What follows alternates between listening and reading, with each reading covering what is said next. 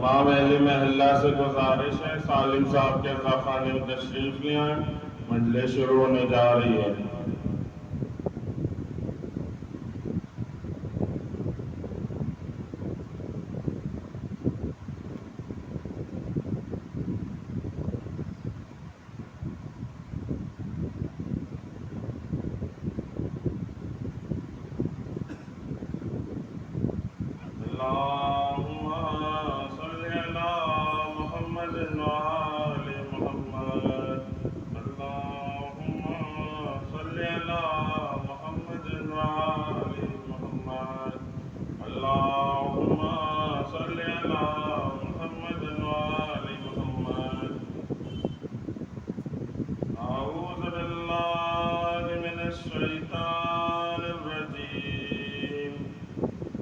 بسم اللہ الرحمن الرحیم۔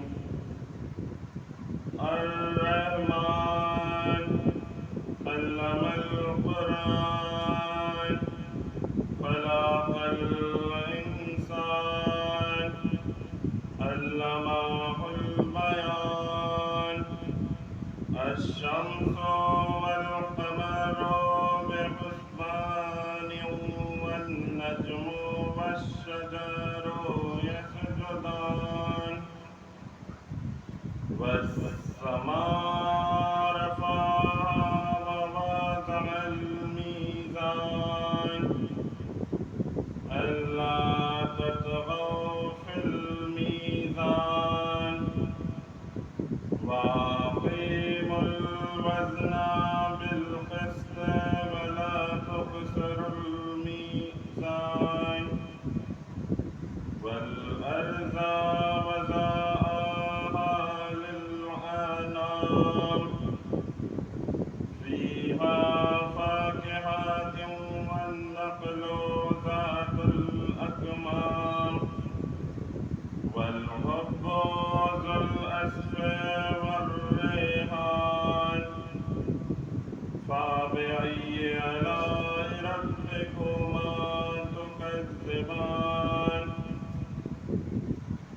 خلق الإنسان من صلصال كالفخار وخلق الجن من مارج من نار فبأي آلاء ربكما تكذبان رب المشرقين ورب المغربين فبأي آلاء ربكما تكذبان مرج البحرين يلتقيان بينهما برزخ لا يبغيان فبأي آلاء ربكما تكذبان يخرج منهما اللؤلؤ والمرجان فبأي آلاء ربكما تكذبان بلاغ الجوار المنشآت في البحر كالأعلام فبأي آلاء ربكما تكذبان كل من عليها فان ويبقى وجه ربك ذو الجلال والإكرام فبأي آلاء ربكما تكذبان يسأله من في السماوات والأرض كل يوم هو في شان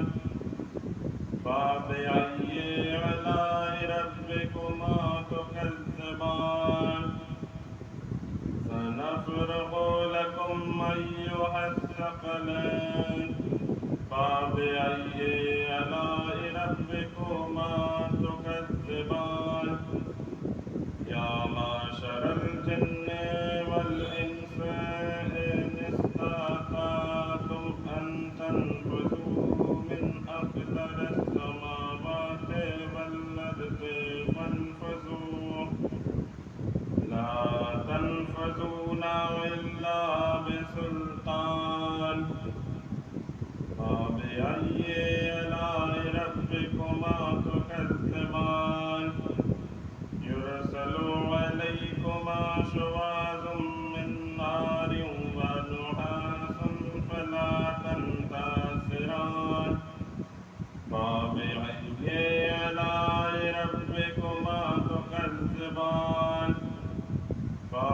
وإذا انشقت السماء فكانت وردة كالدهان فبأي آلاء ربكما تكذبان فيومئذ لا يسأل عن ذنبه إنس ولا جان فبأي آلاء ربكما تكذبان يعرف المجرمون بسيماهم فيؤخذ بالنواصي والأقدام فبأي آلاء ربكما تكذبان هذه جهنم التي يكذب بها المجرمون يطوفون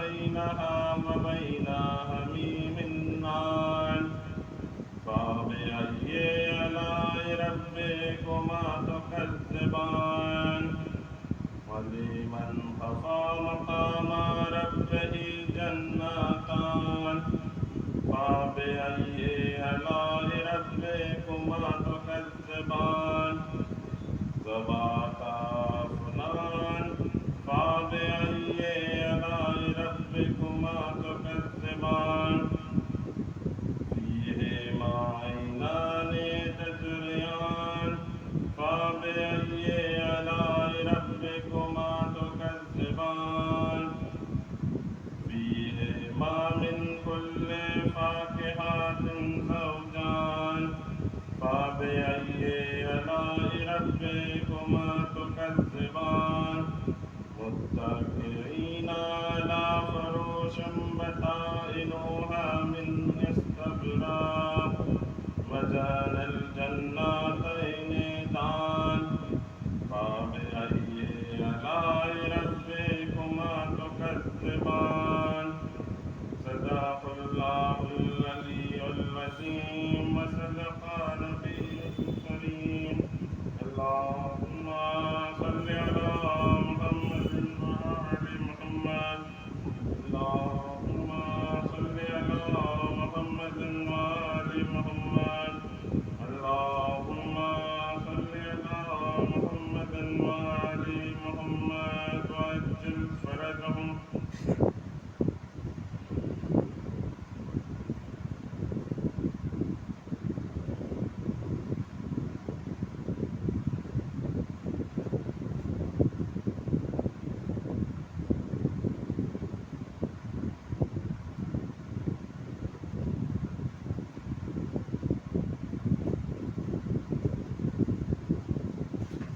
نعرے سلوات اللهم صل على محمد وآل محمد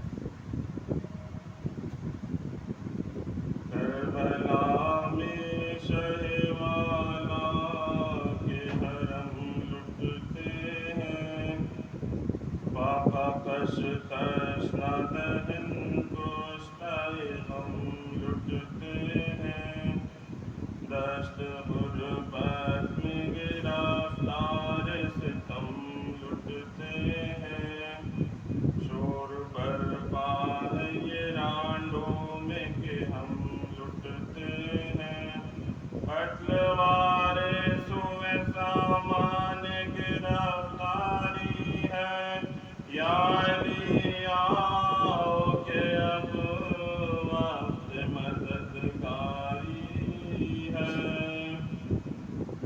یہ فریاد کسی کی کہ برادر دوڑو کوئی چلاتی ہیں آپاس دلاور دوڑو کوئی کہتے ہیں تڑپ کر میرے دل پر دوڑو مالوٹی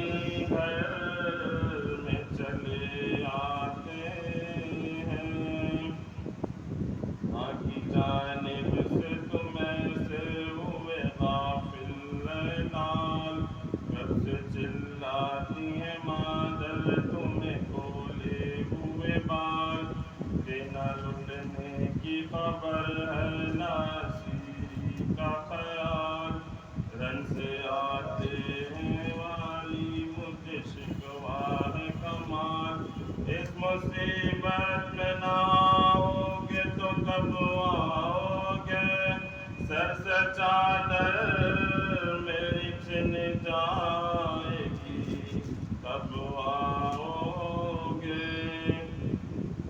دھیان پر دیتا بہت تھا تمہیں ماری بیٹا بولنے دیتے نہ تھے گھر میں کبھی چلا کے ذرا آج اس ماں کا ذرا حال تو دیکھو بیٹا سر جھکائے ہوئے ہوں گھیرے ہوئے ہیں آدھا تم تو سوتے ہو خبر ہو تمہیں کیوں کر پیارے ہوں زمین شاپ تو سما جائے مادر پیارے مادر بن حسن کہتی تھی یہ پیٹ کے سر میرے قاسم تجھے ڈھونڈوں میں اس وقت میں کدھر اپنے لٹنے کا کچھ بھی غم نہیں ہے رشک قمر دیکھ کر حال دلہن کا میرا پڑتا ہے جگر بھیڑ نامحرموں کی دیکھ کے جی کوتی ہے آستی کو تیری آنکھوں پہ دھری رہتی ہے کس طرف جا کے دلہن کو میں چھپاؤں واری کون سے گوش میں بیوہ کو بٹھاؤں واری حال اپنا کسے اس وقت دکھاؤں واری مر گئے تم تو کہاں سے تمہیں پاؤں واری اپنی ایک رات کی بیاری کو بچاؤ بیٹا گھر لوٹا جاتا ہے آتے ہو تو آؤ بیٹا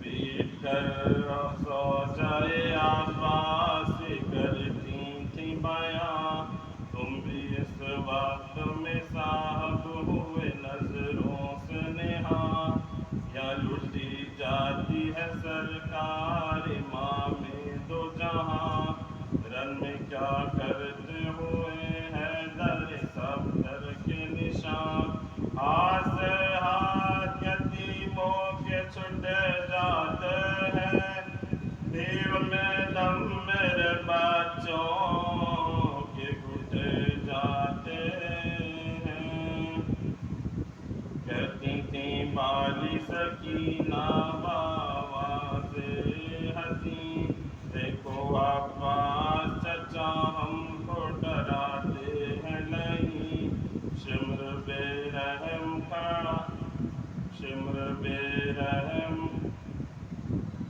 کیا قیامت ہے کہ تم بھی نہیں بابا بھی نہیں کیوں نہ ہو غم سے کل جاتا ہو بالا میرا کوئی سے دکھ میں نہیں پوچھنے والا میرا کر کے منہ مقتل سرور کی طرف زینب سے فریاد یہ کرتی تھی بچشم خون بار بھائی صاحب کی طرف جائیں بہن سینہ فغار ظلم سے ہاتھ اٹھاتے نہیں فوج خونخوار ہاتھ منہ اشکوں سے دھونا نہیں ملتا مجھ کو آپ کے سوگ میں رونا نہیں ملتا مجھ کو میں نے جانا تھا کہ جب جائیں گے آدھا سوئے شام تابا چہلم اسی جنگل میں کروں گی میں قیام رہنے دوں گی میں اسی طرح سے برپا یہ قیام یا محبان علی آئیں گے پر سے کو دم لوں گی نہ راتوں کو ذرا سوں گی دوش پر شال عطا ڈالے ہوئے روں گی کربلا میں شہوالا کے حرم لٹتے ہیں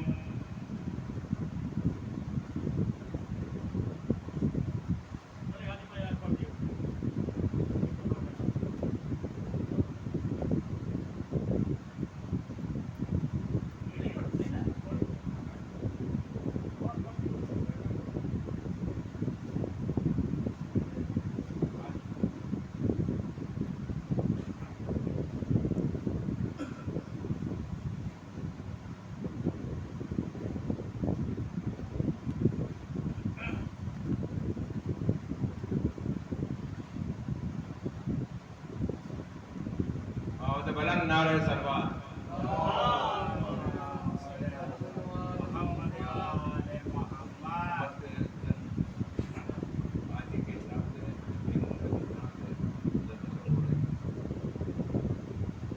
پوشیدہ ہے پناہ میں بقا جاگتے رہو پوشیدہ ہے پناہ میں بقا جاگتے رہو پنہا ہے ظلمتوں میں ضیا جاگتے رہو وقت دعا ہے اہل وفا جاگتے رہو شریر تلے ہیں اہل وغا جاگتے رہو اے غازیان فوج خدا جاگتے رہو ایسا نہ ہو کہ صفت پیمبر پر آنچ آئے ایسا نہ ہو کہ صفت پیمبر پر آنچ آئے ہم میں سے روز بد نہ کسی کو خدا دکھائے چاہے ہماری جان رہے چاہے میری جان جائے اس سمت کو نہ اہل وغا کوئی آن پائے عباس دے رہے ہیں صدا جاگتے رہو عباس دے رہے ہیں صدا جاگتے رہو زینب یہ بولی بیٹوں سے آؤ ادھر ذرا تم اپنے ہاتھ اٹھا کر خدا سے کرو دعا چل جائے سر سے سید مظلوم کے بلا مقبول جلد ہوتی ہے بچوں کی التجا سونے کی نہ ہے یہ رات جاگتے رہو آفت کی رات ہے یہ مصیبت کی رات ہے آفت کی رات ہے یہ مصیبت کی رات ہے اے دل بروں اٹھو یہ شہادت کی رات ہے یہ رات امتحان مودت کی رات ہے ابن علی یہ آج قیامت کی رات ہے ابن علی یہ آج قیامت کی رات ہے سونا نہ آج بہر خدا جاگتے رہو جو کچھ ہے میرا حال وہ ہے سب پر آشکار پھیلائے پاؤں سوتے ہو تم دونوں گلازار کل گرم ہونے والا ہے میدان کارزار کرنا ہے تم کو ماموں کے قدموں پر سر نثار ہے صبح امتحان وفا جاگتے رہو ہے صبح امتحان وفا جاگتے رہو اے جانسان ہم اے جانثار و حمد و ثنائے خدا کرو حق محبت شہ والا کا ادا کرو یہ زندگی کی آخری شب ہے دعا کرو یہ زندگی کی آخری شب ہے دعا کرو اس رات ذکر خالق ارض و سما کرو اے رہبران ملک بقا جاگتے رہو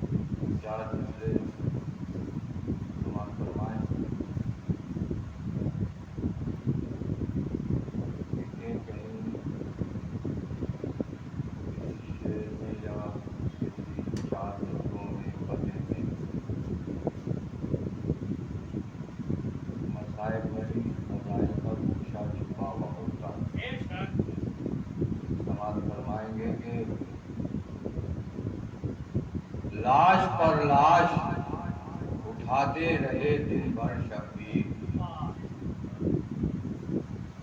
لاش پر لاش اٹھاتے رہے دن بھر شبیر، اور جوہر صبر دکھاتے رہے دن بھر شبیر، لاش پر لاش اٹھاتے رہے دن بھر شبیر، اور جوہر صبر دکھاتے رہے دن بھر شبیر، اور ایک لمحہ بھی عبادت سے نہ خالی جائے، ایک لمحہ بھی عبادت سے نہ خالی جائے، ایسا ماحول بناتے رہے دن بھر شبیر، ایک لمحہ بھی عبادت سے نہ خالی جائے، ایسا ماحول بناتے رہے دن بھر شبیر۔ ایک نعرہ صلوات دیجیے۔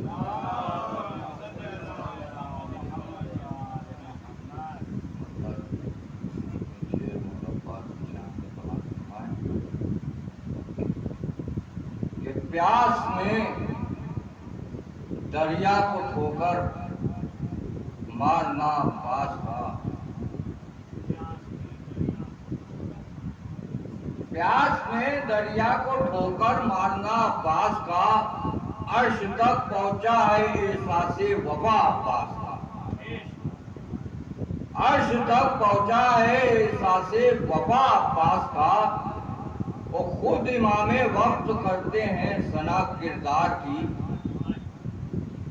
خود امام وقت کرتے ہیں ثنا کردار کی، پوچھئے زین اللباس مرتبہ عباس کا، خود امام وقت کرتے ہیں ثنا کردار کی، پوچھئے زین اللباس مرتبہ عباس کا، وہ کٹ گئے ہاتھ لیکن ہو گئے حاجت روا، کٹ گئے ہاتھ لیکن ہو گئے حاجت روا، دیکھیے یہ معجزہ معجز نما عباس کا، دیکھیے یہ معجزہ معجز نما عباس کا، وہ آسماں بھی خم ہوا عظمت ہماری دیکھ کر، آسماں بھی خم ہوا عظمت ہماری دیکھ کر، جس گھڑی کاندھے پہ پرچم رکھ لیا عباس کا، جس گھڑی کاندھے پہ پرچم رکھ لیا عباس کا۔ ایک نعرے صلوات بھیجیں۔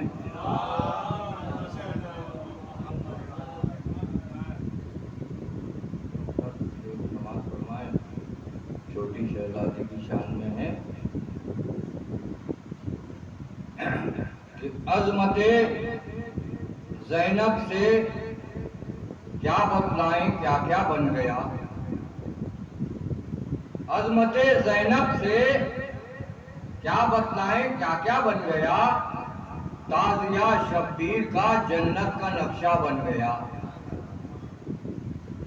تازیہ شبیر کا جنت کا نقشہ بن گیا، اور چادر زہرا کی وارث بنت زہرا آپ کا، چادر زہرا کی وارث بنت زہرا آپ کا، آئے تطہیر سے مضبوط رشتہ بن گیا، چادر زہرا کی وارث بنت زہرا آپ کا، آئے تطہیر سے مضبوط رشتہ بن گیا، اور شام کے دربار میں کٹ کٹ کے سر گرنے لگے، شام کے دربار میں کٹ کٹ کے سر گرنے لگے، ذوالفقار حیدری زینب کا خطبہ بن گیا، شام کے دربار میں کٹ کٹ کے سر گرنے لگے، ذوالفقار حیدری زینب کا خطبہ بن گیا۔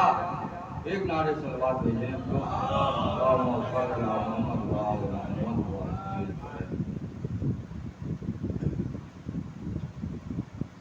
شہنشاہ مولانا حسین کی شان میں سلام فرمائیں۔ مطلب بطور خاص دیکھیں گے کہ رسول پاک کی آنکھوں کی روشنی بن کر، رسول پاک کی آنکھوں کی روشنی بن کر، حسین دین بچاتا رہا علی بن کر، رسول پاک کی آنکھوں کی روشنی بن کر، حسین دین بچاتا رہا علی بن کر، وہ مدینہ ہو یا رہے کربلا حسین تو بس، مدینہ ہو یا رہے کربلا حسین تو بس، پیمبران خدا کی رہا خوشی بن کر، مدینہ ہو یا رہے کربلا حسین تو بس، پیمبران خدا کی رہا خوشی بن کر، اور رہا ہے خلق کی خدمت میں پیش پیش حسین، رہا ہے خلق کی خدمت میں پیش پیش حسین، کبھی امام کبھی بندے جلی بن کر، رہا ہے ایک نعرے صلوات بھیج دیں، ایک نعرے صلوات اور بھیج دیں، رہا ہے خلق کی خدمت میں پیش پیش حسین، کبھی امام کبھی بندے جلی بن کر، اور نہ چھوڑی تم نے کبھی راہ مستقیم حسین،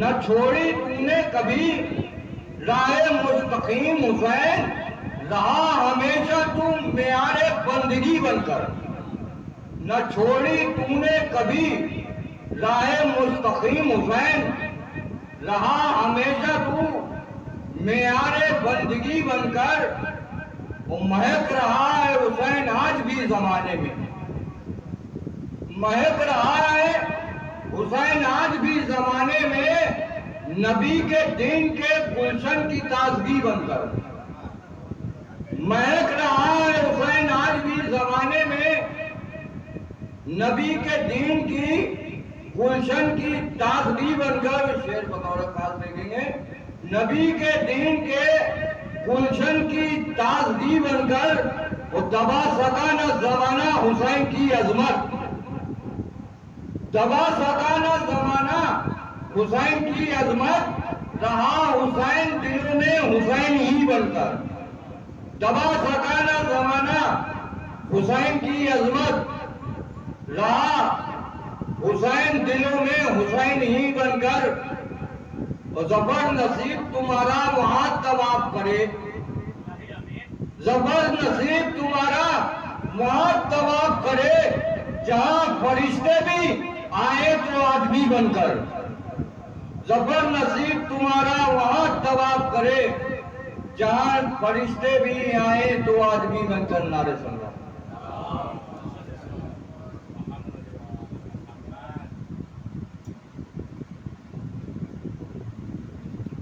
بچے جو اگلے برس تو ہم ہیں اور یہ وقت پھر ہے، جو چل بسے تو یہ اپنا سلام آخر ہے۔ قابل احترام مومنین، اس عطا خانے کی الوداعی مجلس ہے۔ پیر صاحب کہتے ہیں کہ آخر امام حسین نے تلوار چلاتے چلاتے روک کیوں لی؟ تو پیر صاحب کہتے ہیں اور ان کے علاوہ یہ کوئی بتا بھی نہیں سکتا تھا کہ مولا نے تلوار کیوں لی۔ پیر صاحب کہتے ہیں کہ آئی ہاتف کی ہے آواز کہ عرش مقام، یہ میرا تیسرے فاقے میں بشر کا نہیں کام، اے محمد کے جگر بند امام ابن امام، لوح محفوظ پہ ہے مرقوم صابر تیرا نام، اب نہیں حکم لعینوں سے ودا کرنے کا، ہاں یہی وقت ہے وعدے کو وفا کرنے کا۔ قابل احترام مومنین، میں تھوڑا پیچھے آپ کو لاتا ہوں کہ جب 2 محرم کو قافلہ پہنچا تو جناب زینب کے سر پہ خاک پڑی تو انہوں نے اپنے بھائی کو بلا کے کہا کہ بھیا یہاں سے آگے جائیں، تو میر صاحب کہتے ہیں کہ امام حسین نے کہا کہ آگے کہیں نہ جائیں گے اس ارض پاک سے، آگے کہیں نہ جائیں گے اس ارض پاک سے، الفت ہماری خاک کو ہے یا کہ خاک سے۔ پھر اور دوسری بہن نے بھی کہا کہ بھائی آگے چل لیجیے، آگے اور لوگوں نے کہا، تو میر صاحب کہتے ہیں کہ سیدہ کے لال نے کہا کہ یہاں سے کہیں بطول کا پیارا نہ جائے گا، یہاں سے کہیں بطول کا پیارا نہ جائے گا، ہم وہ نہیں کہ جان کو مارا نہ جائے گا، ارے ناسا بھی اٹھ کے یہاں سے ہمارا نہ جائے گا، تا حجب ہاتھ سے یہ کنارا نہ جائے گا۔ اور جب تنہا رہ گئے تو ننھی سے قبر کھود کر اصغر کو گاڑ کر شبیر اٹھ کھڑے ہوئے دامن کو جھاڑ کر جب سواری کے قریب پہنچے تو عرش کی طرف مان کی طرف دیکھا۔ میر صاحب نے کہا کہ جب خاتمہ بخیر ہوا فوج شاہ کا، کوثر پہ قافلہ گیا پیاسی سپاہ کا، خاک اڑ رہی تھی حال تھا یہ بارگاہ کا، ایک گھر لٹ گیا جناب رسالت پناہ کا، نہ بھائی نہ رفیق نہ وہ نور عین تھے، ایک دو رونے والی بہنیں تھی اور ایک حسین تھے۔ اور جب سوار ہو گئے تو تمام بیویوں نے راستہ روک لیا، تو مولا نے پوچھا کہ آخر ہمارا راستہ کیوں روک لیا؟ تو میر صاحب کہتے ہیں کہ علی کی بہو بیٹیوں نے ایک زبان ہو کے کہا کہ ہم آپ سے نہیں، ہم آپ کی سواری سے مخاطب۔ علی کی بہو بیٹیوں نے ایک زبان ہو کے کہا، میر صاحب کہتے ہیں کہ سب نے ایک زبان ہو کے کہا کہ پھر ایک بار دہڑی پالانا حسین کو۔ جو ذرا سے مخاطب ہو کے علی کی تمام بہو بیٹیوں نے کہا، میر صاحب کہتے ہیں کہ پھر ایک بار دہڑی پالانا حسین کو، ذوالجناح چھوڑنا آنا حسین کو۔ اب میں نے آپ کو اس لیے سنایا کہ مجھے یہ میر صاحب کی بحث سنانی تھی ماتم، جس کے بارے میں کہا جاتا ہے کہ اس مصرے کو امام حسین نے خود جناب میر انیس کو بتایا۔ وہ یہ تھا کہ جب مولا جب گھوڑے پر ہے تو گھوڑا بڑھ نہیں رہا تھا۔ کیوں نہیں بڑھ رہا؟ کیونکہ جناب سکینہ سمو سے لکھتی، آپ حسین گھوڑے سے اترے اور بتاتے کہ سینے پر اپنی بیٹی کو لٹالا۔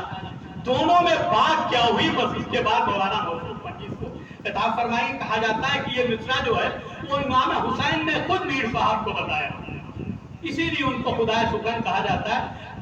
میر صاحب کہتے ہیں کہ دونوں باپ بیٹیوں میں یہ بات ہوئی کہ شاہ کہتے تھے بی بی ہمیں اب جانے دو گھر سے، شاہ کہتے تھے بی بی ہمیں اب جانے دو گھر سے، وہ کہتی تھی سایہ جو یہ اٹھ جائے گا سر سے، ہائے ہائے میں تمہیں ڈھونڈ کے لاؤں گی کدھر سے، شاہ کہتے تھے مقتل ہی میں پاؤ گی سکینہ، ارے ڈھونڈو گی تو پھر ہم کو نہ پاؤ گی سکینہ، ارے ہم ہوں گے کہیں تم کہیں جاؤ گی سکینہ، ارے تھی عمر کم ہم بھی چھٹے تھے یوں ہی ماں سے، ارے سوتے تھے لپٹ کر یوں ہی خاتون جنا سے، ارے کچھ ان کا ہوا سامنے آنکھوں کے جنا سے، سب میں یہی اب تم بھی اٹھاؤ گی سکینہ، ہم ہوں گے کہیں تم کہیں جاؤ گی سکینہ،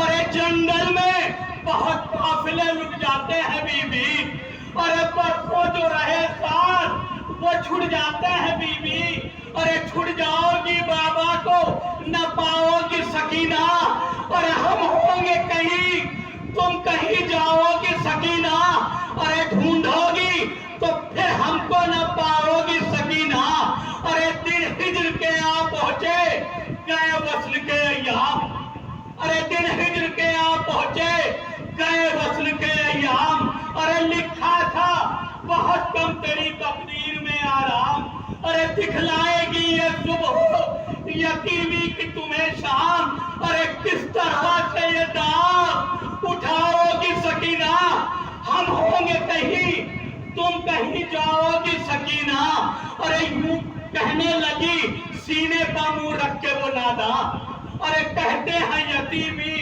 کسے میں آپ پر قربان، حضرت نے کہا سخت مصیبت ہے میری جان، چین ایسی وصیت میں نہ پاؤ گی سکینہ، ہم ہوں گے کہیں تم کہیں جاؤ گی سکینہ، ارے اب آیا سمجھ میں یہ سخن ہو تو بلانا، کیوں کہتے تھے زینب اسے چھاتی پر سلانا، بانو میرے پیچھے نہ سکینہ کو رلانا، دل کہتا تھا بابا کو نہ پائے گی سکینہ، ہم ہوں گے کہیں تم کہیں جاؤ گی سکینہ۔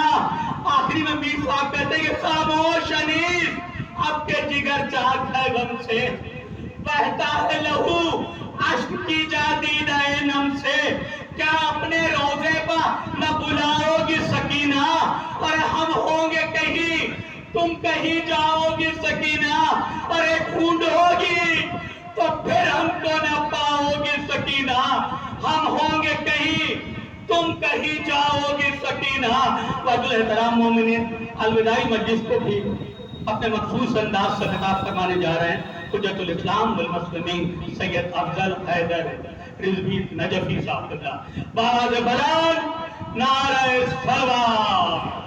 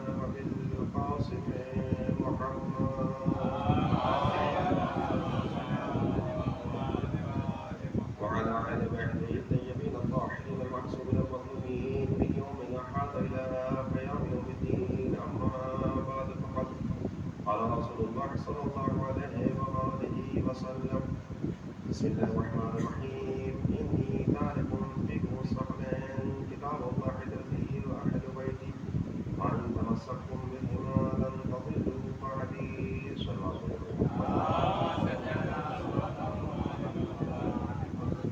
عزیزان گرامی ملکان میں صحبت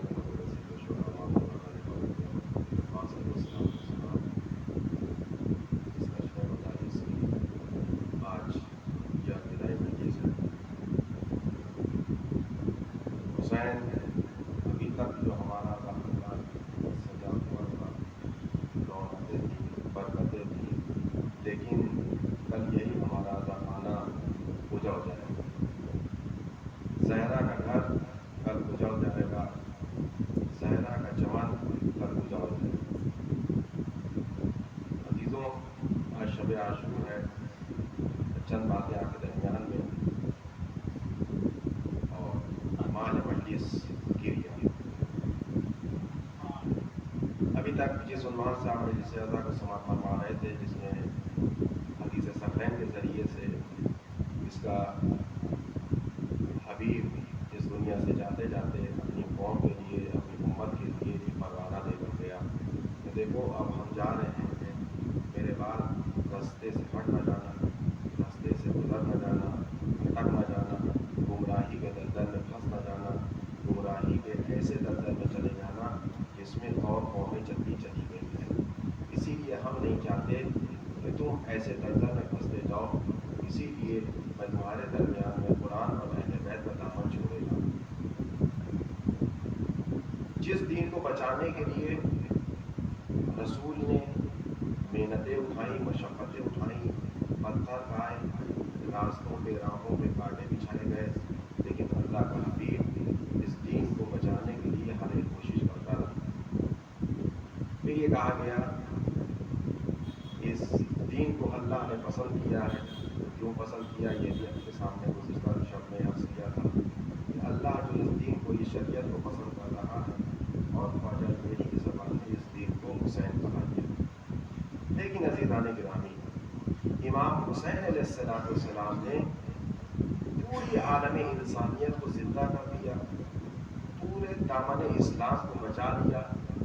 آج جو کچھ ہم تک دین شریعت اسلام بچا وہ پہنچا وہ دین تھی امام حسین علیہ السلام کی اور کربلا کی.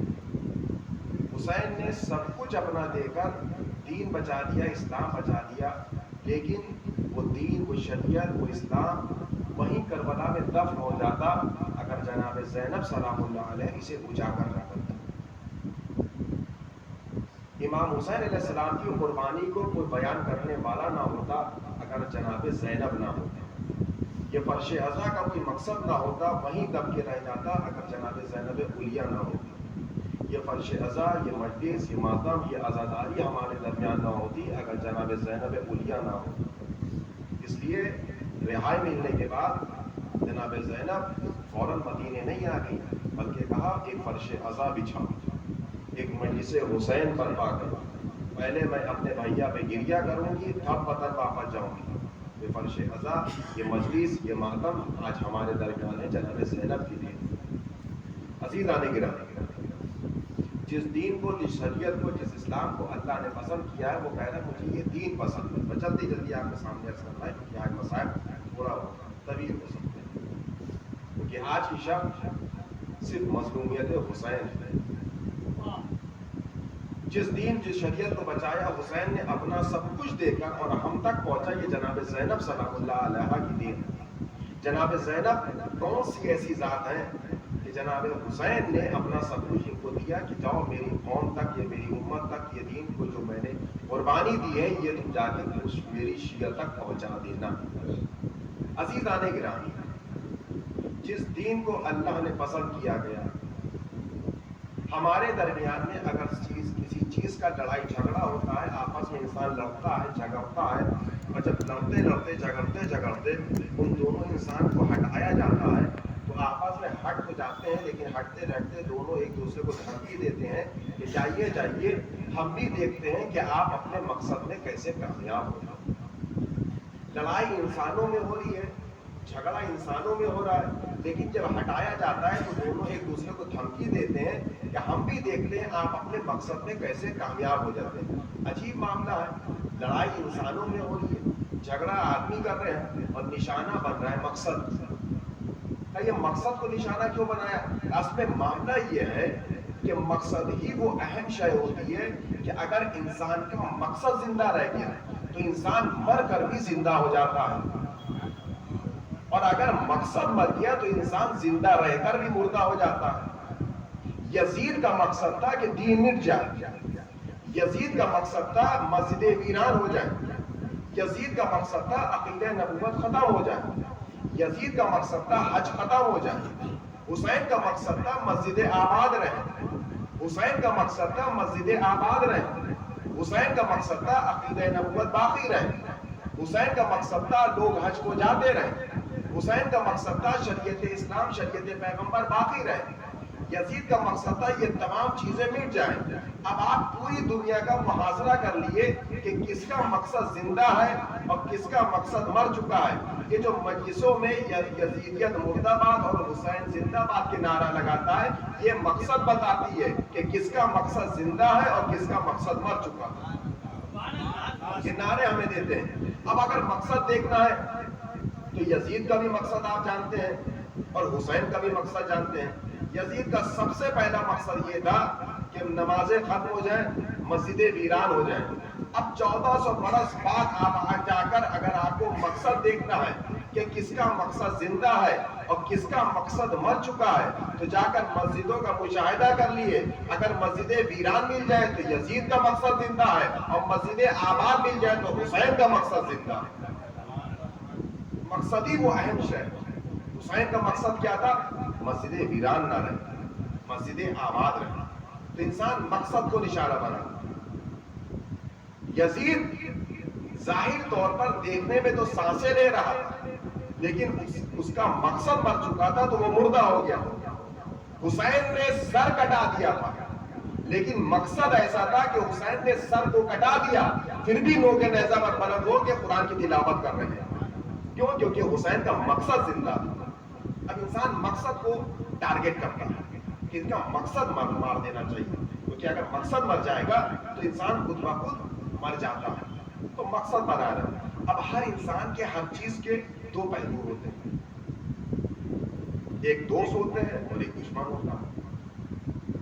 تو یہ جو مقصد کو امام حسین علیہ السلام نے بچایا ہے اپنی قربانی دے کر, تو مقصد کو تو اجاگر کر دیا ہے.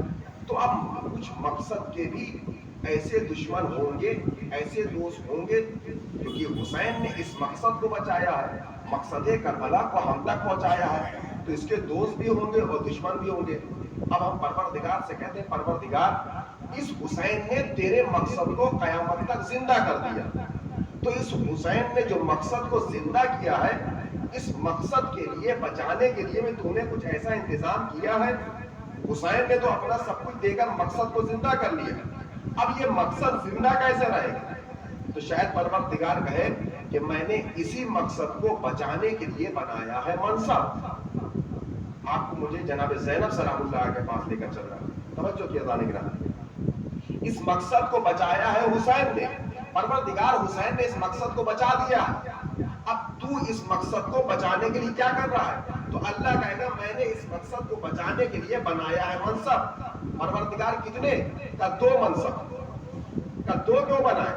اس پہ معاملہ یہ ہے کہ ذمہ داری ہے دو, اسی لیے میں نے منصب بنائے دو. پروردگار کون کون سے؟ ایک منصب نبوت اور ایک منصب امامت. ایک منصب نبوت اور ایک منصب امامت. ان دونوں کا کام کیا ہے؟ کہ منصب نبوت ادھر کی مقصد کو لے کر آئے گا, اور ایک منصب اس سارے مقصد کو بچائے گا, وہ ہے منصب امامت. یعنی نبی مقصد کو لے کر آئے گا, امام مقصد کو بچائے گا. یعنی پہنچانے والا نبی ہوگا, بچانے والا امام ہوگا. بغیر نبی کے مقصد پہنچ نہیں سکتا اور بغیر امام کے مقصد بچ نہیں سکتا ہے. اب یہاں پر یہ بات 100% صحیح ہو گئی کہ بچانے والا نبی ہو, پہنچانے والا نبی ہونا ضروری ہے, اور بچانے کے لیے امام کا ہونا ضروری ہے. پہنچانے کے لیے اخلاق چاہیے ہوتا ہے, اور بچانے کے لیے تلوار کی ضرورت پڑتی ہے. اسی لیے میرے اللہ نے نبی کو دیا خلق اور علی کو دی ذوالفقار. علی کو دی ذوالفقار, کیونکہ پہنچانے کے لیے اخلاق ضروری ہے, اور اس اخلاق کو مقصد کو بچانے کے لیے تلوار کی ضرورت ہوتی ہے. تو اسی لیے اللہ نے دو منصب بنائے, ایک منصب نبوت اور ایک منصب امامت. اب یہاں پر یہ بات طے ہو گئی کہ پہنچانے کے لیے نبی کا ہونا ضروری ہے اور بچانے کے لیے امام کا ضروری ہے. بغیر نبی کے مقصد پہنچ نہیں سکتا اور بغیر امام کے مقصد بچ نہیں سکتا ہے. تو جب بغیر نبی کے پہنچ نہیں سکتا اور بغیر امام کے بچ نہیں سکتا, تو ایسا جناب زینب کے پاس ایسا کون سا منصب تھا کہ جناب امام حسین نے یہ دونوں منصب جناب زینب کو سونپے. پہنا تمہیں پہنچانا بھی ہے اور تم کو بچانا بھی ہے. پہنا بعد کربلا جناب زینب کو یہ دونوں منصب سونپ دیے کہ پہنا اب تم کو پہنچانا بھی ہے اور اب تمہیں بچانا بھی ہے. کہ جناب زینب نبی ہیں؟ نہیں ہے. جناب زینب امام ہیں؟ نہیں ہے. تو جب نہیں ہے, اور یہ بات پہلے طے ہو چکی ہے, پہنچانے کے لیے نبی کا ہونا ضروری, بچانے کے لیے امام کا ہونا ضروری, تو جب نہیں ہے تو امام حسین علیہ السلام نے یہ دونوں منصب سونپے کیوں؟ اور امام حسین سونپ رہے ہیں, یہ کوئی عام شخصیت نہیں سونپ رہا ہے, سید الشہداء سونپ رہے ہیں. وہ سید الشہداء جیسے میں نے کل کی مجلس میں عرض کیا تھا کہ پتھر کے بیچ میں ایک ہیرے کو علم دے دینا بڑی بات نہیں ہے. ہیروں کے درمیان میں ایک چمکتے ہوئے ہیرے کو دے دینا یہ بڑی بات ہے. اور جب سید الشہداء نے جناب زینب کو اس مقصد کو بچانے کے لیے اور پہنچانے کے لیے یہ دونوں کام سونپے ہیں, تو کیوں سونپے؟ کیونکہ جناب زینب نہ نبی ہیں نہ امام, تو سونپے کیوں؟ اس میں معاملے یہاں پہ ہے کہ جو نبوت اور امامت کا عہدہ ہے یہ اللہ نے صرف نساء میں نہیں رکھا. یہ نبوت اور امامت لیڈیز جینڈر میں اللہ نے نہیں رکھا. اب جیسے نبی کی عصمت کی دلیل اس کا عہدہ نبوت ہے, امام کی عصمت کی دلیل اس کا عہدہ امامت ہے. اسی لیے ہماری شہزادی فاطمہ زہرا سلام اللہ علیہا کو نہ امام بنایا نہ نبی بنایا. لیکن ان کی عصمت کی دلیل آیت تطہیر ہے. نہ نبی بنایا نہ امام بنایا. کیوں؟ کیونکہ یہ صنف نساء میں نہیں ہے. اب جناب زینب کو جب حسین نے سونپ دیا یہ دونوں منصب، پہنچانے والا نبی، بچانے والا امام، جناب زینب نہ نبی ہے نہ امام ہے، تو امام حسین نے کیوں سونپا اور کیسے سونپا؟ یہ امام حسین علیہ السلام کا چناؤ ہے، کسی عام شخصیت کا چناؤ نہیں ہے. امام نے چنا، اس کا مطلب کسی مقصد کے تحت چنا. دیکھیے چنا اللہ نے بھی ہے اور چنا سید الشہداء نے بھی ہے. اللہ نے عرش پر چنا، حسین نے فرش پر چنا. اللہ نے 1,24,000 نبی چنے، حسین نے 72 چنے. لیکن جو اللہ نے چنا اس میں اللہ نے ارشاد فرمایا تلک الرسل فضلنا بعضهم علی بعض، کہ ہم نے ایک نبی کو دوسرے نبی پر فضیلت دی ہے. اس کا مطلب ایک نبی چھوٹا تو ایک بڑا، ایک صاحب پیغمبر ایک صاحب شریعت، کوئی چھوٹا رسول کوئی بڑا رسول، یعنی ہر نبی برابر نہیں ہو گئے. لیکن یہ اللہ کا چناؤ تھا.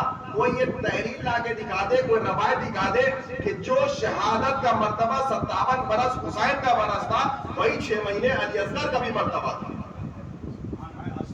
یہاں شہیدوں میں کوئی چھوٹا بڑا نہیں ہے. جو مرتبہ 57 برس کے بزرگ کا ہے وہی 6 مہینے علی اصغر کا بھی مرتبہ. یہ حسین کا چناؤ ہے. اب جب حسین نے جناب زینب اولیاء کو اس دونوں منصب کے لیے چنا تو کیسے چنا؟ نہ نبی ہے نہ امام ہے.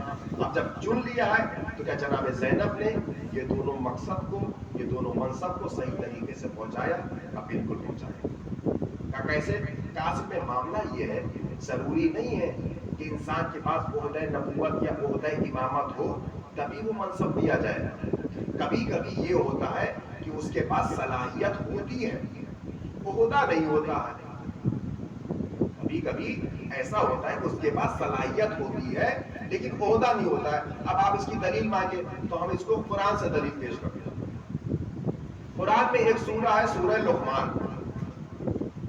جناب لقمان کون تھے؟ ہماری اور آپ ادھر ایک عام بشر، نہ نبوت کا عہدہ نہ امامت کا عہدہ، نہ کوئی پیغمبر نہ صاحب شریعت، کچھ نہیں تھے.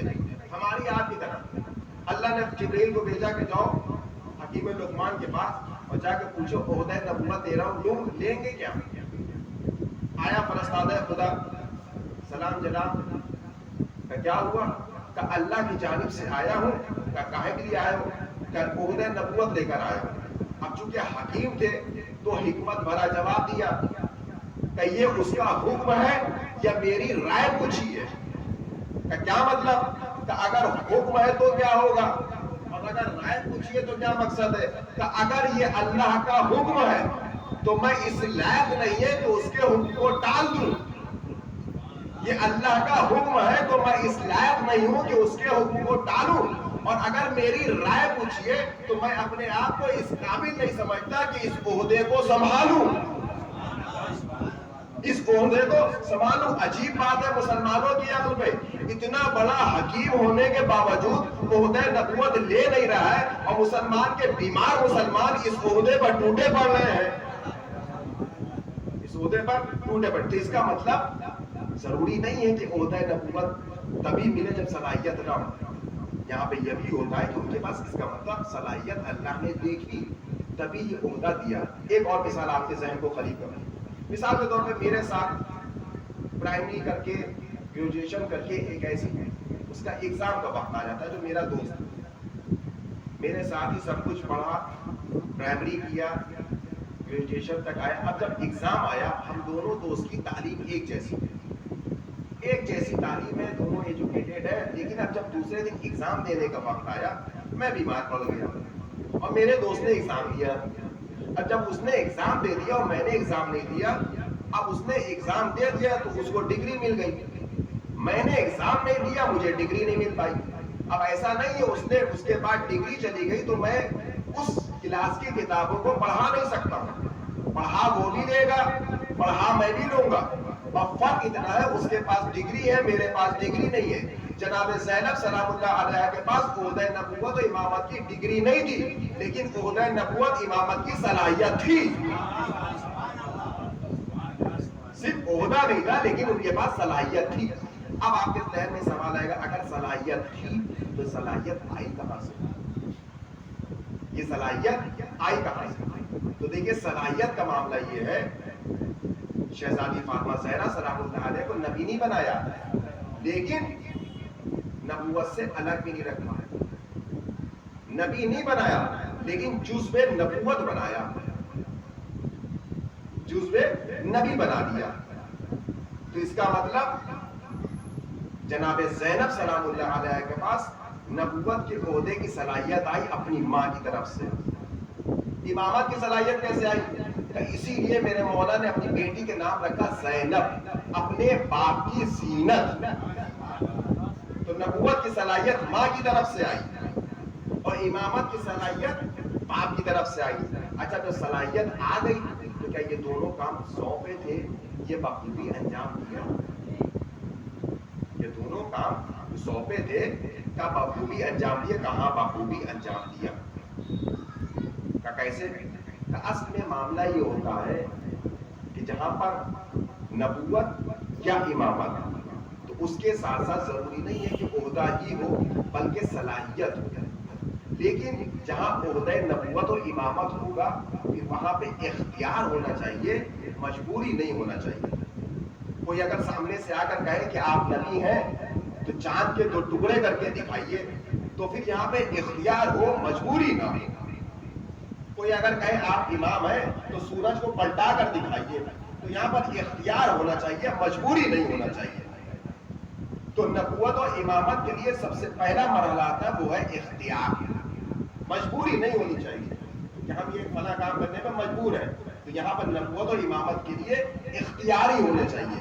تو کہ جو صلاحیت تھی جناب زینب کے پاس، تو کہ صلاحیت کے ساتھ ساتھ جناب زینب سلام اللہ علیہ کے پاس اختیار تھا۔ کہاں اختیار تھا؟ کہا اگر اختیار تھا تو کربلا کے میدان میں امام بھی تھے، تو کربلا کے میدان میں جب امام تھے تو امام نے اپنا اختیار دے کر چشمہ کیوں نہیں جاری کر لیا؟ پانی کے پیاسے تھے، بھوکے تھے، تو اپنا اختیار دکھاتے، زمین پر ہاتھ مارتے، چشمہ جاری ہوتا، سب لوگ سیراب ہو جائے۔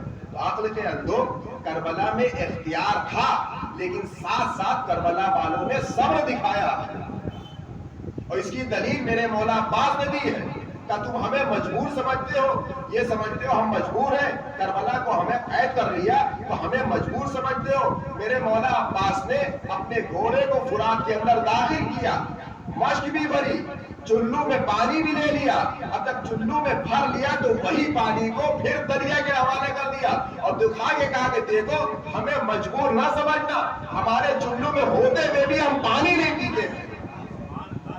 کربلا کے میدان میں جو ہوا یہ صبر تھا، اختیار ہونے کے باوجود بھی شہیدان کربلا اپنا صبر دکھا گئے۔ تو اختیار تھا، بس عزیزان زیادہ وقت نہ لیتے ہوئے، وہاں پہ اختیار تھا لیکن ساتھ ساتھ صبر دکھایا گیا۔ تو کہا اگر نبوت و امامت کی جناب زینب علیہ کے پاس صلاحیت تھی تو اختیار بھی ہونا چاہیے۔ تو کیا وہ اختیار ہماری شہزادی علیہ کے پاس تھا؟ بالکل تھا۔ کب دکھایا؟ سارے شہیدوں کو شہید کرنے کے بعد جب 11 محرم کو یہ قافلہ اسیر کر کے کربلا سے کوفہ لایا گیا۔ اختیار زینب سنیے عزیزان گرامی، اور یہیں سے ربط مسئلہ، جب بیویوں کو اسیر کر کے کربلا سے کوفہ لایا گیا، ابن زیاد نے حکم دیا محل میں لانے سے پہلے ان کو چاروں طرف کوفے کا سیر کراؤ، تماشائیوں کا مجمع لگا کر ان کو دکھاؤ، اسیر کرو۔ جیسے ہی کوفہ میں اسیران اہل حرم داخل ہوئے، اب یہاں پہ عزیزان کرام غور کریے گا کہ ایک امام بھی ساتھ میں موجود ہے، ہمارے چوتھے امام بھی ساتھ میں ہے، منصب امامت ساتھ میں موجود ہے، لیکن یہ کربلا سے کوفہ اور کوفہ سے شام تک اور شام سے مدینے تک امامت کے ہونے کے باوجود یہ منصب امامت صلاحیت سے عہدہ سے لے رہا ہے، ایک مشورہ لے رہا ہے۔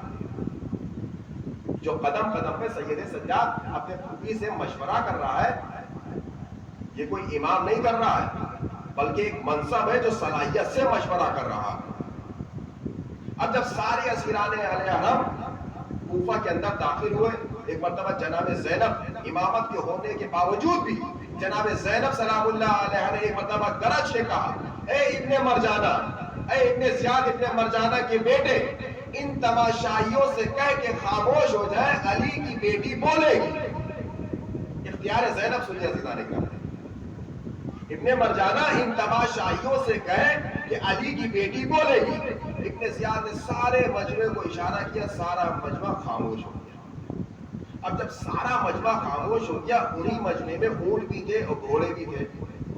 اب ہر اونٹ کے گھوڑے کی گردنوں میں گھنٹیاں بھی تھیں۔ اب وہ جیسے جیسے اپنا سر ہلا رہے تھے، گھنٹیوں کی آوازیں نکل رہی تھیں۔ ایک مرتبہ ہماری زینب اولیہ نے پھر ایک مرتبہ گرج کے کہا، اے ابن زیاد مرجانہ کے بیٹے، ان تماشائیوں سے کہنے کے بعد ان جانوروں سے بھی کہہ کہ اپنی اپنی آوازوں کو خاموش کر لے، علی کی بیٹی بولے گی۔ اب ایک مرتبہ ابن زیاد ملعون کہتا ہے، بی بی انسانوں کے اوپر میرا اختیار ہے، جانوروں کے اوپر نہیں ہے۔ میرا اختیار انسانوں پر ہے، جانوروں پر نہیں ہے۔ ایک مرتبہ علی کی بیٹی نے جانوروں کی طرف اشارہ کیا اور کہا، اس کو خاموش ہو جا۔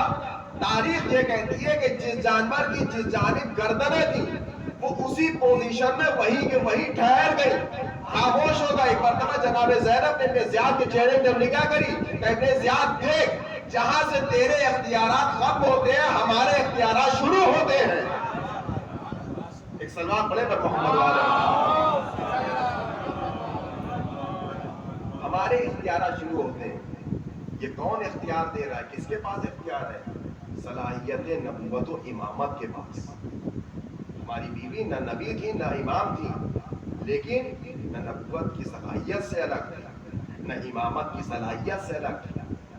اسی لیے سید الشہداء نے، کریم کربلا نے یہ دونوں منصب جناب زینب کو سونپا۔ اے بہنا، اب تم کو یہی عہدہ، یہی مقصد کو پہنچانا بھی ہے اور یہی مقصد کو بچانا بھی ہے۔ اور یہ آج جو آپ فرش عزا پر بیٹھے ہیں، مجلس عزا برپا کر رہے ہیں، یہ ہماری شہزادی کی دین ہے، ورنہ کربلا کی تاریخ وہیں کے وہیں دفن کر دی جاتی اگر ہمارے درمیان شہزادی زینب سلام اللہ علیہا۔ بس عزیزان کربلا کی تاریخ، جو فتوے دیے گئے ہیں، حسین کے قتل کے فتوے آئے ہیں، مفتیوں نے دیے ہیں، قاضی شرح نے دیے ہیں، یہ کہیں اور سے نہیں آئے تھے، یزید کے دربار سے پہنچے تھے۔ آج یہ جو یزید کے دسترخوان کی نمک حرامی کرنے والے، جو یزید کو بے گناہ ثابت کرنے پہ تلے ہیں کہ یزید تو آیا نہیں تھا، یزید تو شام میں بیٹھا تھا، یزید کا اس میں کیا رول ہے؟ یزید تو بیچارہ شام میں ملعون بیٹھا ہوا تھا، اس نے کچھ کیا نہیں۔ ابن زیاد کے حکم پہ لشکر بھیجا گیا، عمر سعد نے مارنے کا حکم دیا، شیو نے مارنے کا حکم دیا، اور شیو نے گردن تک کاٹی، کولی نے نوکے نیزہ پہ سر بلند کیا۔ مطلب کتنی باریک بینی سے یزید کو بچانے میں لوگ تلے ہوئے ہیں۔ تو اصل میں معاملہ یہ ہے، دیکھیے کبھی کبھی یہ ہوتا ہے، ایک ہوتی ہے اسٹیٹ گورنمنٹ اور ایک ہوتی ہے سینٹرل گورنمنٹ۔ جب اسٹیٹ گورنمنٹ کو کوئی بڑا کام کرنا ہوتا ہے تو بغیر سینٹرل گورنمنٹ کے کام نہیں کر سکتی ہے۔ اسٹیٹ گورنمنٹ کو کوئی بڑا کوئی اگر کام کرنا ہوتا ہے تو پہلے سینٹرل گورنمنٹ سے پرمیشن لینی پڑتی ہے، تب یہ کام کیا جاتا ہے۔ یہ جو حسین کو قتل کرنے کی سازشیں چل رہی تھی، باپ نے بھی کہہ دیا تھا، معاویہ نے بھی، کہ دیکھو حسین کی کبھی قتل پہ آمادہ نہ ہو جانا، لیکن جب حسین کی قتل کی باری آئی تھی تو بغیر سینٹرل گورنمنٹ سے یہ عہدے سے نہ لیا گیا ہو، یہ فتویٰ وہیں سے آیا تھا۔ اور اگر وہ حق پہ تھا، یہ بتائیے یزید کے بعد اس کا بیٹا اس تخت پہ کیوں نہیں بیٹھا؟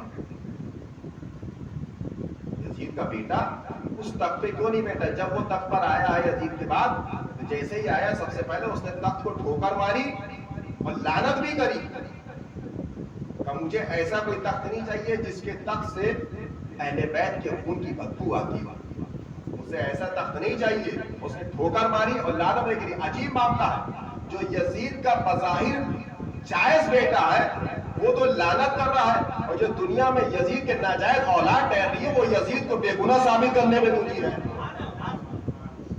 وہ بے گناہ ثابت کرنے میں تلی ہے۔ تو سارا منصوبہ شام سے آیا تھا۔ بس عزیزان کرام، جناب زینب سلام اللہ علیہ پر لاکھوں کروڑوں سلام، کہ آج اس نے ہمیں یہ فرش عزا جیسی نعمت عظیم جگہ ہمیں عطا فرمائی. عزیزان گرامی، جناب زینب سلام اللہ علیہ پر بہت مسائب ٹوٹے ہیں. ام المصائب کا لقب ملا ہماری شہزادی کو. لیکن کربلا میں ہر ایک شہید کو اپنی آنکھوں سے شہید ہوتے دیکھا ہے، اپنی آنکھوں سے شہید ہوتے دیکھا ہے. لیکن تقاضا یہ ہے، محبت کا تقاضا یہ ہے کہ آنکھوں سے دیکھتے ہی ساتھ ہی وہیں جگر پھٹ جائے، وہیں مر جائے. لیکن امامت کو سنبھالنا ہے، امامت کو آگے لے کر جانا ہے. محبت کا تقاضا ہے کہ وہیں مر جائے، لیکن آخری قوم کو دیکھنا ہے کہ نہیں، ہمیں زندہ رہنا ہے، اپنے سید سجاد کو بھی سنبھالنا ہے. کتنی شیر دل خاتون ہوگی. آج ہمارے بچوں کے گھروں میں کسی کا ہاتھ کٹ جاتا ہے، کسی کی کوئی اذیت ہو جاتی ہے، خدا نہ خواستہ کوئی بڑا حادثہ ہو جاتا ہے، انسان کا دل تڑپ جاتا ہے. وہ جناب زینب کے آنکھوں کے سامنے اس کا بھائی ذبح کر دیا جائے، اس کے 2 بچے ذبح کر دیے جائے، اس کے بھانجوں کے جوانوں کے لاشوں کو پامال کر دیا جائے، اس کے بھتیجے کو ذبح کر دیا جائے. وہ زینب کیسے برداشت کر لے گی؟ عزیزان گرامی، آج شب عاشور ہے. شب عاشور کو آپ جانتے ہیں کیسا منظر گزرا ہے. راوی یہ کہتا ہے کہ فوق جب آئی ہے تو خیام حسینی سے ہمیں تلاوت قرآن اور عبادت کی ایسی ایسی آوازیں آ رہی تھیں، جیسا لگ رہا تھا مدھو مکھی کے چھتے سے بھنبھنانے کی آواز آ رہی ہے. اہل حرم کے خیمے سے ایسی آوازیں آ رہی ہیں. ایک مرتبہ جب رات کی تاریخی ہوئی، حسین نے تنہائی پائی اور تنہائی پائے کے جا کے کربلا کے میدان کا محاصرہ کرنے لگے. ہلال بن نافع کہتا ہے کہ میں نے حسین کو یکاؤ تنہا دیکھا کہ کہاں جا رہے رات کی تاریخی میں، تو میں بھی حسین کے پیچھے چلنے لگا. جب تھوڑی دور آگے چلا تھا کہ حسین کو آہٹ لگی اور مجھ سے کہا آؤ ہلال تمہیں آؤ میں تمہیں قتل گاہ دکھا دوں. میں حسین کے ساتھ چلتا رہا. جب آگے تھوڑی دور چلتا تھا تو حسین بیٹھ بیٹھ کے آگے سے زمین سے کبھی پتھر ہٹاتے تھے، کبھی کانٹوں کو صاف کرتے تھے، کبھی کہیں سے کچھ ہٹاتے تھے. میں نے پوچھا مولا یہ زمین کو صاف کرنے کا وجہ کیا ہے؟ کہا کل یہی زمین ہوگی جہاں میرا بیٹا علی اکبر ایڑیا رگڑے گا. اور تھوڑے آگے چلے، وہاں سے کانٹوں کو ہٹایا. کہا مولا یہاں کس کی شہادت ہوگی؟ کہا یہاں میرا بھائی عباس دونوں شانوں کو کٹا کے گر جائے گا. سب کی ایک ایک زمین صاف کرتے گئے. ایک مرتبہ تھوڑے نشیب میں پہنچے.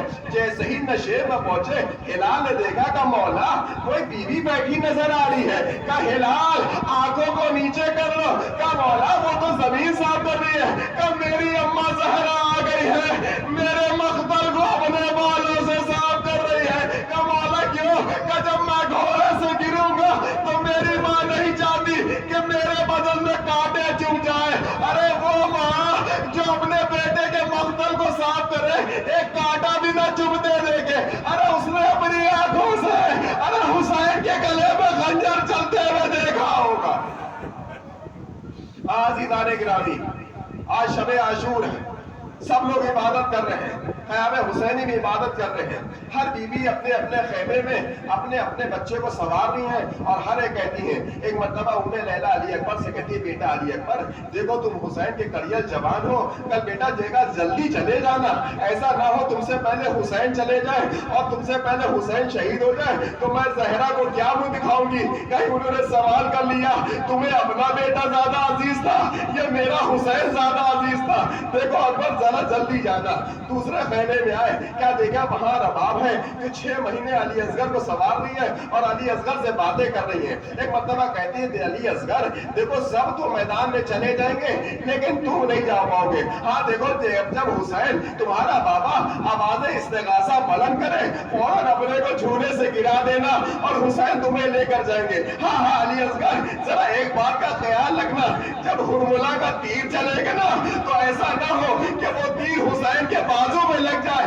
ارے تیر جدھر بھی جائے گا امت کے اپنے گلے میں ضرور لے لینا. کہیں ایسا نہ ہو کہ دادی آ جائے اور کہہ دے اے ربا ارے تمہارے بچے سے پہلے میرے بچے کا بازو شہید ہو گیا. عزیزان گرامی، سب بیویاں اپنے اپنے بچوں کو تیار کر رہی ہیں. صبح عاشور نماز، بس آخری روایت کیونکہ آپ کو مقتل حسین میں پہنچانا ہے کہ حسین کی شہادت، کیونکہ آج شب شہادت حسین ہے نا. لیجئے، جب سارے شہیدوں کا لاشا لا چکے، اب حسین یکا و تنہا بچے ہیں. اب کوئی نہیں ہے جو قیام حسینی سے نمٹا جائے. ایک مرتبہ حسین خیام میں آئے اور خیام میں آنے کے بعد سب کو ایک مرتبہ الوداع کہا.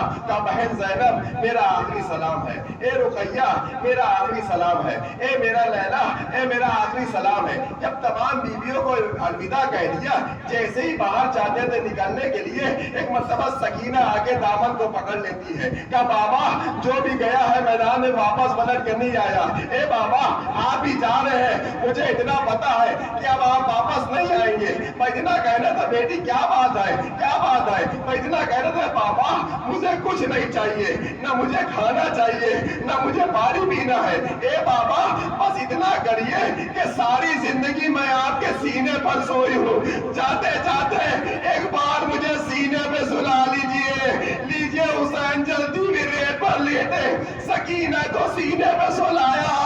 ارے سکینہ سوئی تھی کہ تڑپ کر اٹھ گئی. کہا بچی کیا ہوا، تھوڑی دیر اور سو جاؤ. کہا بابا میری آنکھ لگ گئی تھی، میری دادی زہرا خواب میں آئی اور آن کے کہہ رہی ہے اے بیٹی سکینہ سینے سے ہٹ جاؤ، ارے عصر کا وقت آ گیا، ارے حسین کو ودا کر دو. عزیزان گرامی، نیچے حسین ودا ہوئے.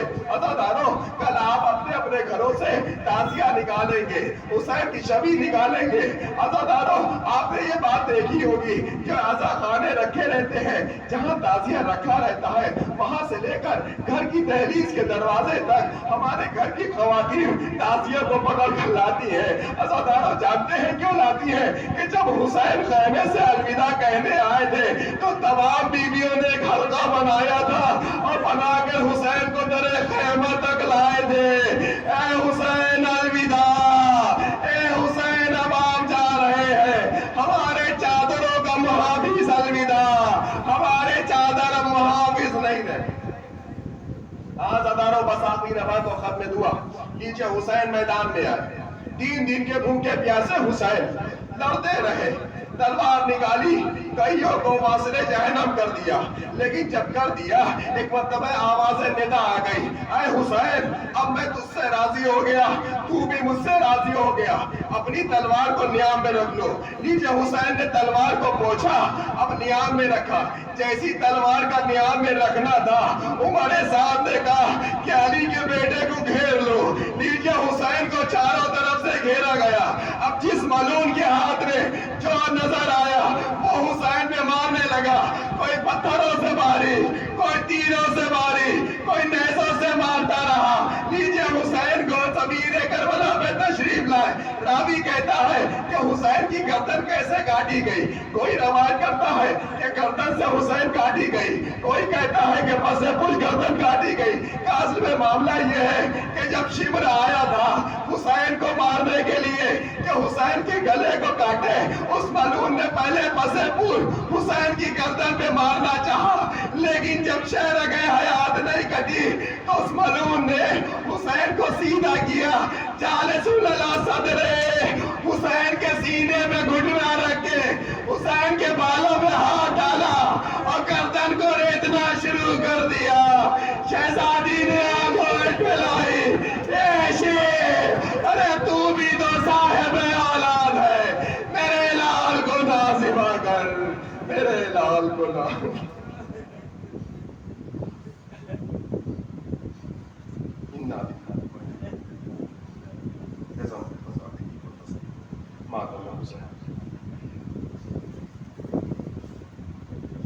Ya Hussein, Ya Hussein, Ya Hussein.